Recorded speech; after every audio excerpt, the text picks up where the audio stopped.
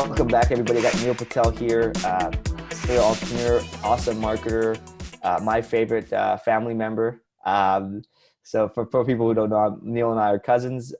Grew up at like La Palma area? Yeah, my Park, La Palma. It was funny. Someone asked me the other day, "Who's your favorite family?" I'm like, Sujin. I talk to him the most often out of everyone. I'm like, I have most also in common with you over anyone else. Right, yeah. We do a lot of the same stuff. Neil actually got me started in this whole digital marketing stuff and SEO, and then kind of went from there. But what I want to talk to you today about is hiring A players. One of the things, because I have, because we're family and you do a lot of businesses, you're fairly, somewhat transparent in what you do, not fairly.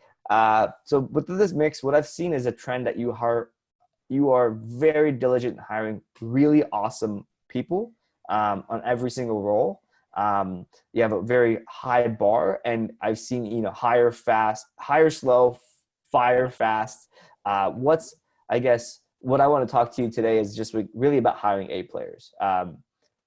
Where do you start? Like, first of all, what is an A player to you? Sure. So an A player is, I look at what my goals are, Mm-hmm. and I go and try to find someone who's done it at least twice. Yep. Right. Which we discussed a bit before briefly, because if someone's done it twice, then there's a good shot that they'll do it a third time. And usually everywhere, you can either find them through networking events, and this is the biggest one, LinkedIn. So, those are the three places we find them. Typically, we find them on LinkedIn more than anywhere else, and just through manual outreach. Nice. Yeah, one of my favorite hacks for LinkedIn is I go and I just did this for people So I looked at people you have connections with, and I typed in VP of marketing. And I'm looking for people that are VP of marketing.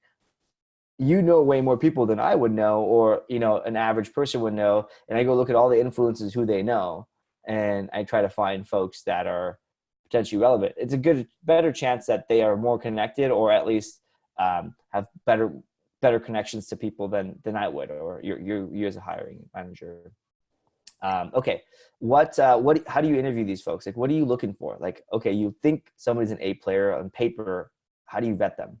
Well, the first thing is most A players are going to ignore you when you end up emailing them or hitting them up on LinkedIn. So the biggest thing that we found that works really well is you message them saying like, "Hey Jeff, amazing resume," or whatever it may be. "I saw you've been doing X, Y, and Z.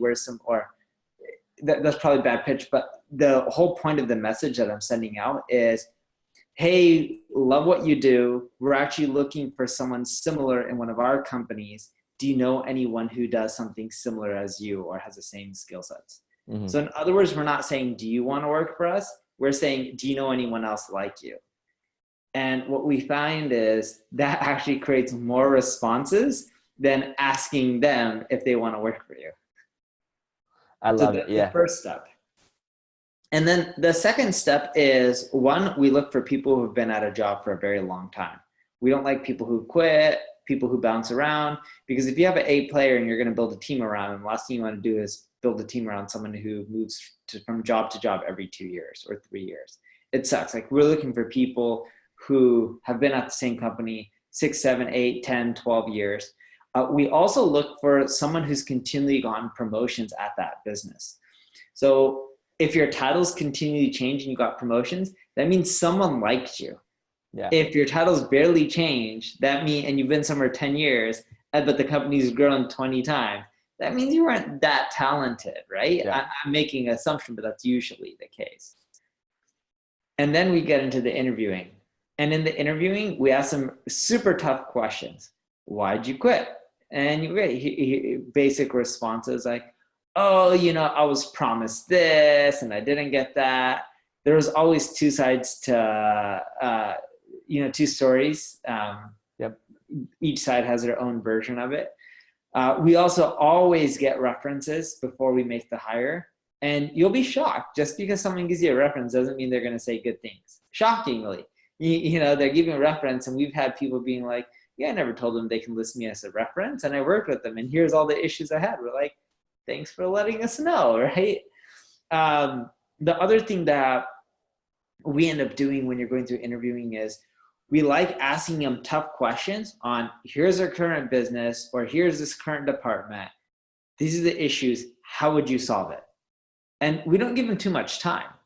And we want to know right then and there, how would they solve it? They don't know, that's fine. We want to see how they think through things. Are they process oriented? Are they management material? How big of the teams have they run? How do they get people to perform when people aren't listening? So for example, if I was hiring someone who's going to lead up a sales team, be like, all right, you got 6 salespeople. Here's a product. They've never sold it. How would you go about teaching them how to sell their product? How would you go about finding the right customers? What's the process? And you just have them break it down. And then from there, you even ask them the process, that same process for their current job. Because if they've done it before, you want them to break it down. And you're looking for someone to get down really into the nitty gritty and the details, because if they don't know how to do that, that means they usually can talk the talk, but they can't walk it. The last thing you want to do is hire someone who is there long enough, who knows how things work, but doesn't know how to do it themselves. That's awesome. Yeah. It sounds like the worst person is like, who knows what to do, but they don't know how to do it themselves. They've been like the last person to figure it out, right? Exactly. And that's a lot of people. Do you do any type of test assignments or anything like that after you've done the interview? We do. So like right now we're interviewing for VP of strategy. Well, after the interview process and everything went well, we then tell them, go create a deck. Here's an account. Go create a strategy for me. Like straight up, you're having them do real work. Yeah. And then it was funny. We had a strategy interview, a VP of strategy, and their presentation was really beautiful. And we're just like, well, at our company, you're not going to have as many resources. What would you do? And you try to find holes, within anything that they're doing, you question them on it. And if you see if the responses are good. Nice. And the person said, oh no, I don't really need the help. I designed the slides myself. I'm really good at it. Cool. That also shows that they can execute, right? Yeah. That's another skill set that they have that maybe it's a good bonus, right? And then when you're doing these interviews, you're giving an assignment, the key is not to give them too big of a time window. Because if you give them too big of a time window, you won't know if they're a fast executor or a slow executor. Yeah. And ideally, you want to give off them more than they can chew, because then you can figure out how creative they are, where they fail, the gaps, etc. Are these assignments things people ask questions about, like in the nitty gritty, or do you just say, go do this, go figure it out? Or is it open-ended? Well, they have the option. If they ask the questions, it's great. If they don't, and they can figure it out on their own too, that's great as well. If they don't ask anything and they can't figure it out on their own, and then they show up. That's the wrong person. Yeah, exactly. That's awesome. Love it. So you talk about hiring. What do you do? How do you manage these folks? How do you keep them around? Amazing culture, HR, amazing recruiting team, company perks. Like we do unlimited PTO. We try to do like quarterly retreats and stuff and barbecues. It's all the little things that add up. Yeah. And just transparency. So when people have issues, we try to talk to them, figure out what's wrong, and then we try to fix it. Nice. I love it. Yeah. I think with the combination of like a great workplace, highly motivated people with like goals and keeping them accountable, and then solving those like issues that people will have randomly, and just being super blunt or upfront. And like, I found that it's not always solving their problem, is hearing their problem, right? Yes. I think those are 3 things everybody can do, whether your budget is, you're a $10 million company, you're a $500 million company, you're a $1 billion company. It doesn't matter. It's like, it's not expensive to listen. No, it's not. And you should always listen. And sometimes you'll be able to do stuff. Sometimes you won't, because it doesn't make sense. But you should always hear people out. And we do always try to follow up with them and give them a response and explain why.